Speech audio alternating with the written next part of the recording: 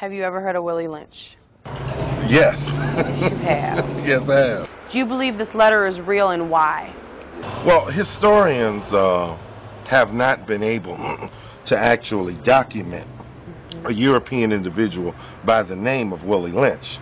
But that's not what we should focus on, because the theory is being practiced by black people. So whether if a white man named Willie Lynch ever lived or not isn't important.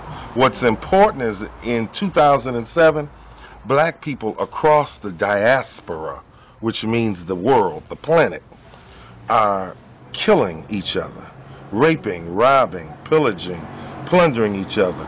We may be doing it over Guess clothing, Anne Klein, Gucci, whatnot here, or Stare or Glare in the motherland or some other nation.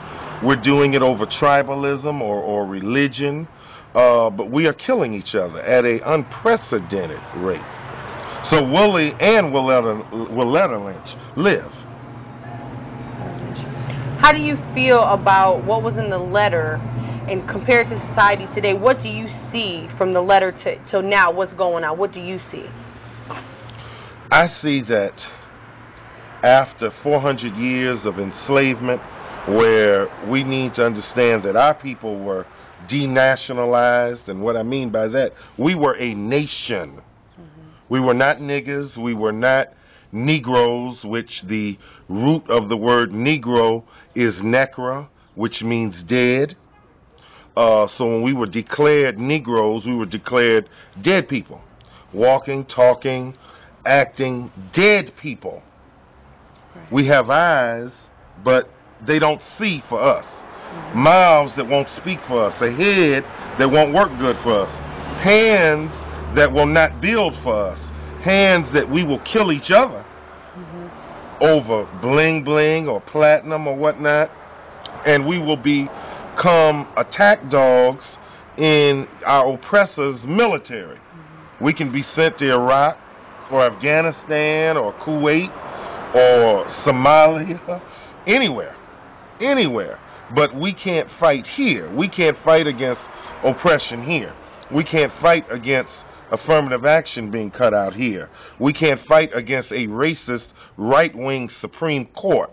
We can't fight against a president who stole 2 elections off of stealing black folks' votes.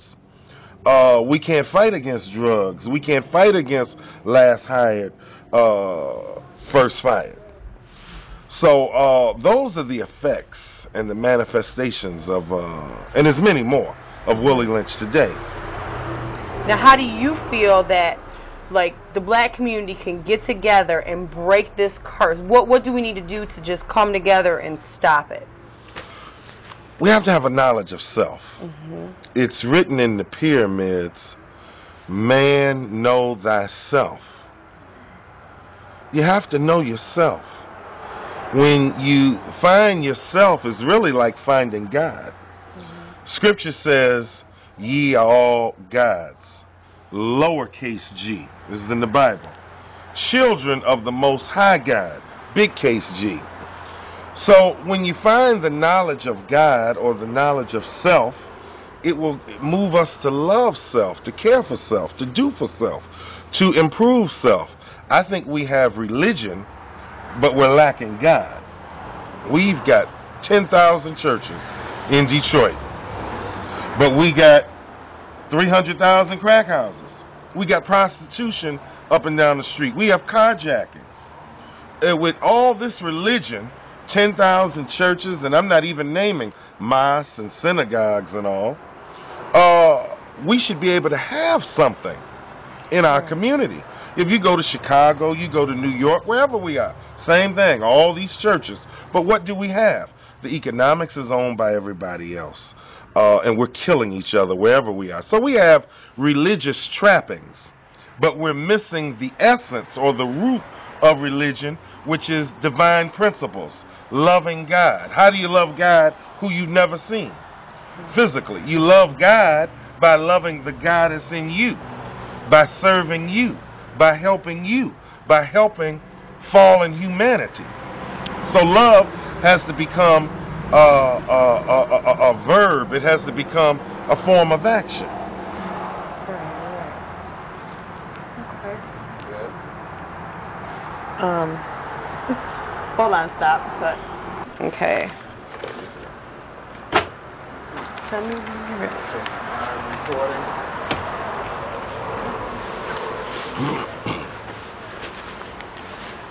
You ready?